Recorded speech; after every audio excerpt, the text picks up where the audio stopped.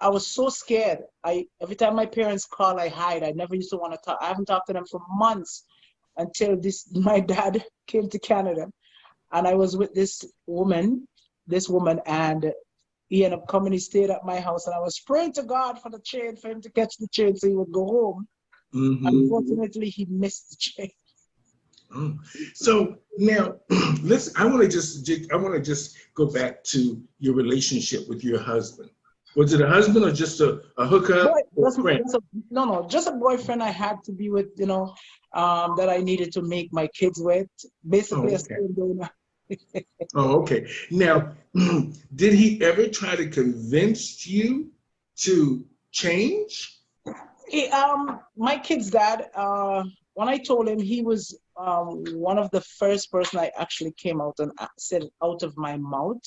And he tried to convince me in every way. He said, you could be with me and you could have a girlfriend. And I told him, I said, I love you, but it will be unfair. I cannot love you to be with you because I'm attracted to women. I can't be with you in that way. So he was trying to convince me all over the state. Okay. Now, most of us as Black people, most of us come from some sort of a religious background, like you said, from a Christian background. Yeah. And of course, sometimes our aesthetics look differently than what sometimes the church would think of as normal. Because I'm sure some of the people in the church knew you were born female, but you look aesthetically like a male. Yeah. Today in the LGBT two-spirit pronoun community, they would call you a stud. Definitely. Now, how did you ever have any opposition? Because I want to be fair to the church, and I want to be fair to people that understand that we do go to church, but we need to understand a little bit about, was there any opposition when you walked in the church? Let's say you didn't wear a dress, you wore a suit or something that looked very masculine. I had no choice. I used to wear dress. Then when I hit, I think the first time my parents had an idea that I was gay. I was going to this wedding and I went to my uncle because my uncle is a tailor, and I said I need a suit. I was 16. He said, what? I said I need a suit. I need a white jacket. I need a tie. I need boots and everything. And he's like, huh? I said, yeah, just build it for me. He said, okay. The day when I take it home to my mom looked at me, my dad looked at me. He said, that's what you're wearing? I said, yeah. He said, okay. Oh, okay. Now, okay. now, do you have any brothers and sisters? I have 2 brothers, and 3 brothers, and I have 3 sisters. I also have a gay sister also here in Canada. Oh, okay. Now, where are you actually from? I'm from a beautiful island called St. Vincent and the Grenadines. Okay. It's in the Caribbean. So that is where? In the Caribbean somewhere? Somewhere in the Caribbean. I can't remember. Okay. Near to Barbados, Trinidad. That's where it is. Down inside it. Okay. So do you find that are the people open? First of all, is there an LGBT community in St. Vincent? At my time, no. I know it's illegal it's still illegal for you to not, be a part of it. There's a law I think that passed in my country. It's against the law to actually be openly doing anything like holding hand, kissing, and all this stuff. I think in my country now, it's not legal in my country. But there's a lot of people down there is like that.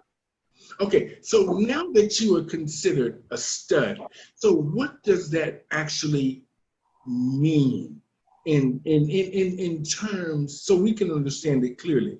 What does it actually mean, and how do the women that you are looking at or are attracted to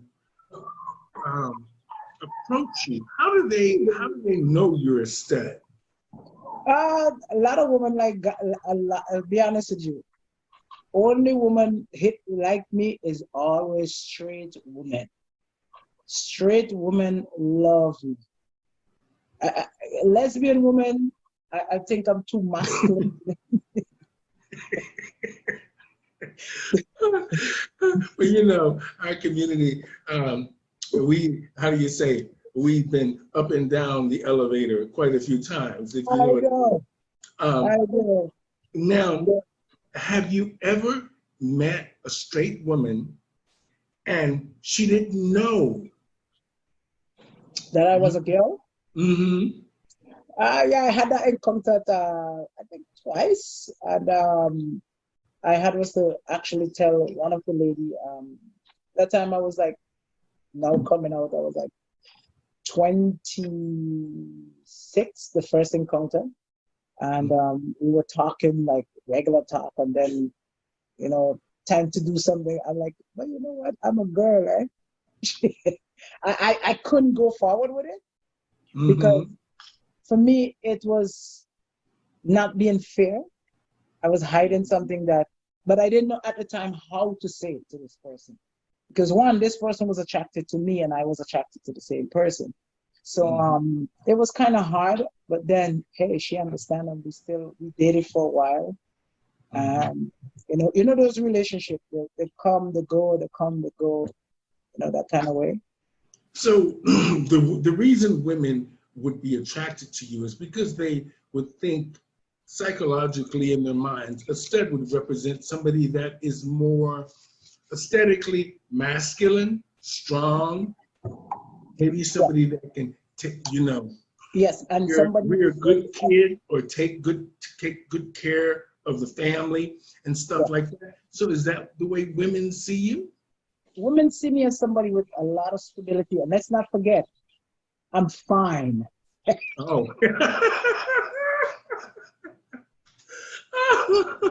That's not, that's the, that's the, that's the key word.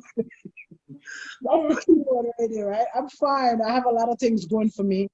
I'm very, I have a lot of stability. I'm out of a lot of people here in the LGBTQ they're not as stable as me. They're not as grounded as me. So most women, when they see what attracts a lot of women to me, not just only my good looks and my good smile, is that my personality speaks a lot. My build, a lot of women is drawn by my build. And then conversation wise, when they get to know me and they get to figure out, oh, this person have the as we say, shit together, excuse my language. So that attracts a lot of straight women. A lot of straight women look for stability in people in their relationship, right? Mm-hmm. Now, let me ask you this. This is more on a personal level, and you don't Definitely. have to answer it if you don't want to. But I Definitely. think that this is an interesting question for the average person. Let's just say that the person you're attracted to is Black as well. And have you ever felt any kind of a situation? Have you ever dated another um, a Black woman in the sense of she loved you, you loved her, and she couldn't take you home. She couldn't introduce you to her friends. Yes. Been there. Been there, been there, been there. I was her like a secret in her closet. Okay. I've been two relationships I've been down the road with like that. Couldn't take me home to the family. Couldn't introduce me to the friends. It was always a secret. So, and it's very difficult. It's very hard for you to be open and this other person is in the closet. Mm-hmm. Now, it's great that, like you said, we live in Canada. We live in a little bit more of an open society here. And we sort of have a lot of acceptance. And we have a lot of rights that we wouldn't have in a lot of other countries, Yeah. including where I come from, the United States.